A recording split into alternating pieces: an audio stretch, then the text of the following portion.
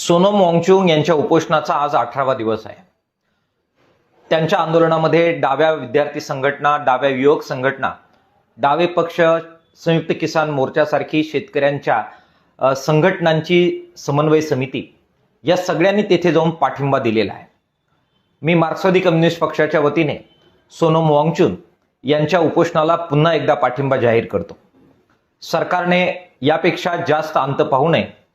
18 दिवस उपाशी राहिल्यामुळे सोनम वांगचुक आणि त्यांच्या सहकाऱ्यांचं जीवन हे धोक्यात सापडण्याची परिस्थिती निर्माण झालेली आहे। लोकशाही व्यवस्थेमध्ये सरकारने आंदोलन करणाऱ्या सनदशील कार्यकर्त्यांच्या मागण्या समजून घेणं आणि त्यानुसार त्यांच्याबरोबर चर्चा करून त्या सोडवणं हे सत्ताधारी पक्षाचं, सरकारचं उत्तरदायित्व आहे। केंद्र सरकारने अधिक अंत न पाहता सोनम वांगचुक यांच्या मागण्यांबाबत चर्चा करावी, त्यांचं म्हणणं समजून घ्यावं। नीटचे पेपर फुटले ही अत्यंत संवेदनशील आणि विद्यार्थ्यांच्या जीवाशी खेळणारी घटना या देशात घडलेली आहे, जी भारताला अजिबात भूषणावं नाही।